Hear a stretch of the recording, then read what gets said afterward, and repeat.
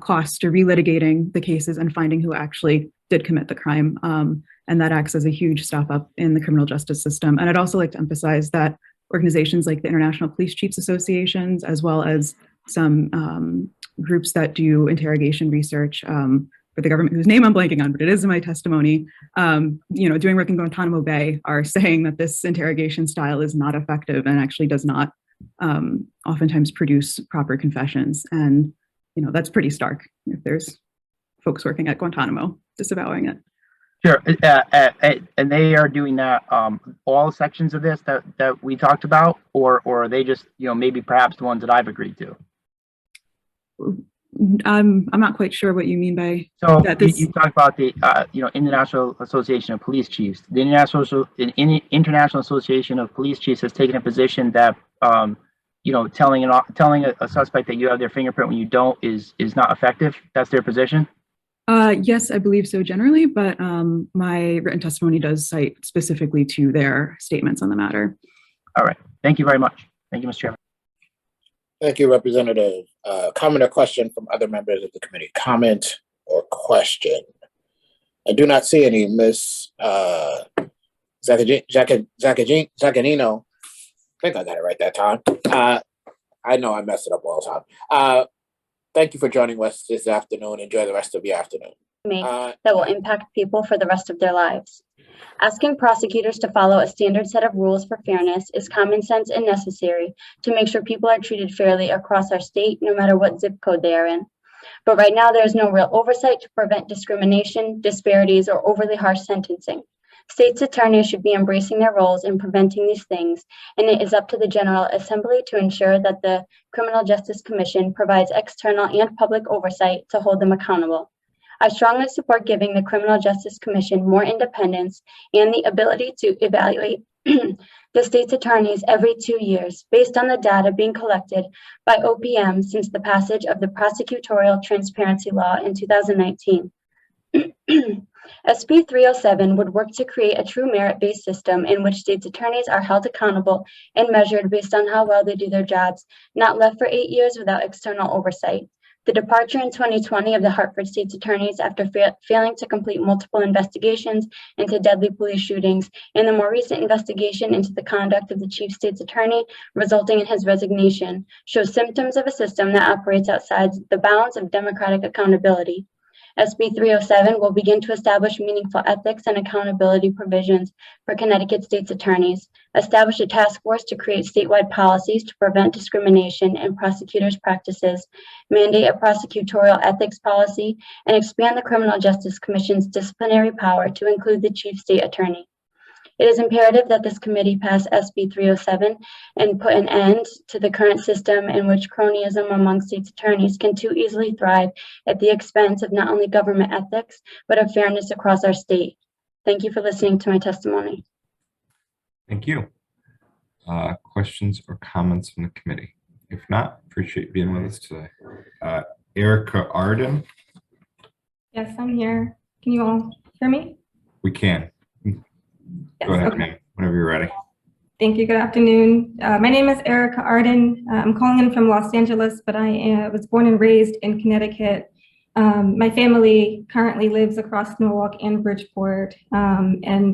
Everett Smith, who is the father of Lauren Smithfield, has been like a father to me for the past 30 years. Was here in my life for me when I lost my father 5 years ago. And so I feel compelled today to speak on behalf of him and the fight that him and Chantel are doing for Lauren. So I'm here in support of Bill 5349, notification to the act to the next of kin in case of death. I'm also a diversity, equity, and inclusion lead, and although most of my work over the past 10 years has been focused in corporate settings, again, I feel compelled to help create opportunities for those who have been historically overlooked, especially in death in this case. And I think I echo the sentiments of the other testimony when I say that this was an insensitive process, that there wasn't necessarily a human element to it, and that we have to do better in the city of Bridgeport. My question comes from why Lauren Smithfield was treated like a Jane Doe. Her body was not dropped off or found miles away from where her home is. She was not an abandoned individual. She had family, a large family who loved her, who were looking for her that night. And we have to do better in that sense. The law enforcement provides a duty to protect and serve. And although we couldn't have expected them to protect her in the moments of her death, I think we do have an expectation that they serve the community. And by serving the community, to me, that means creating dignity for the family, picking up the phone, a low labor intensive act that could have made a bigger impact. And I want to make sure that our law enforcement acts with a sense of empathy. Those officers who knew she had passed away went home to their families that night, had dinner with their own children, and held devastating information back for a family who was going to be grieving that next day. And I think as we think about, and there were comments about villainizing and demonizing police officers, I think what's going to help with that and reaffirming and building the relationship is again, that due diligence and dignity of the officer calling the family, of not withholding information that is important to that family as they have lost a child. So I say all that to say that I'm in support of the bill. I'm proud of the family for fighting for this and justice for Lauren. And with that, I thank you for your time. Thank you, ma'am. Appreciate you sticking it out with us. Representative Howard. All right, Mr. Chairman. Thank you, Erica. And I'm not sure if you went on earlier, but certainly my condolences to you. I've offered my condolences to her family. Certainly not the way police work should be done in those situations. And I'm learning about this case today as we work on this legislation. You said and I didn't know this part, she was treated as a Jane Doe. She was not, to me, it was the sentiment that she was.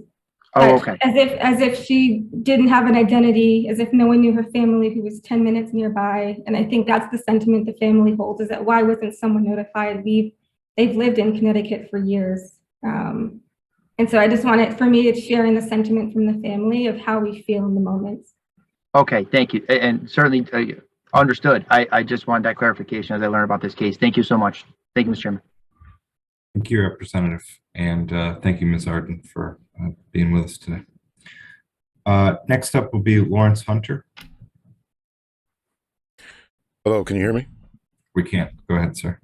Distinguished committee members, thank you for the opportunity to testify in support of SB 306. I represent my own views as a retired police captain from the city of Waterbury and as a speaker for Law Enforcement Action Partnership, or LEAP. We support SB 306, which would stop deceptive interrogation practices because we know that in order to protect public safety, we need to improve police community trust. LEAP is a nonprofit organization of police, prosecutors, judges, and other criminal justice professionals who speak from a first-hand experience. Our mission is to make communities safer by focusing law enforcement resources on the greatest threats to the public safety and working towards healing police community relations. As a captain who worked several years on the street and then worked with training officers, I quickly learned that police community trust is essential to public safety. We are only as strong as our relationship with the public because we prevent and solve crime based on information from witnesses and victims. When our officers come knocking, nobody will open the door and talk with them and speak with them if they are engaging in deceptive practices. Victims won't report crimes, and this is obviously unacceptable. To increase crime reporting and information sharing, we need to take action and improve police community trust. One reason community members do not trust police is that the police lie to people in some instances. In fact, it is currently legal for police to lie to someone to attempt to trick them into confessing to a crime. Good, effective police work relies on honesty and communication, not subterfuge. Fortunately, Connecticut now has an opportunity to address this issue through SB 306, would no longer allow police to use deceptive practices. Similar bills were passed in New York, Illinois, Utah, and Oregon.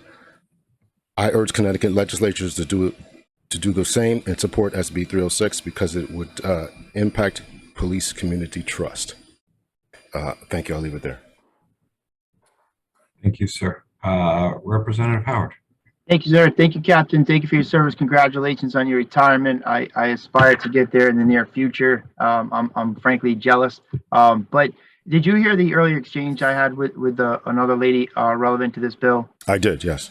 Okay. There's parts of that bill, as you heard me say, that frankly, my opinion, I'm happy to hear you talk about it, that we've already in my experience in this state, been trained not to do those things anyway. The withholding of food, sleep, misleading promises, et cetera, in all the interview and interrogation classes that I've gotten, which I thought were phenomenal, by the way. But sometimes I feel like in those interrogations, we have to provide some facts about the case to be able to keep the conversation going in those interrogations.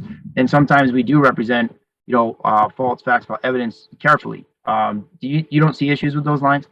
I heard the exchange that you had, and I do agree with you on every point that you made. I'm not going to disagree with anything that you said before. I will echo that and stand with you on that.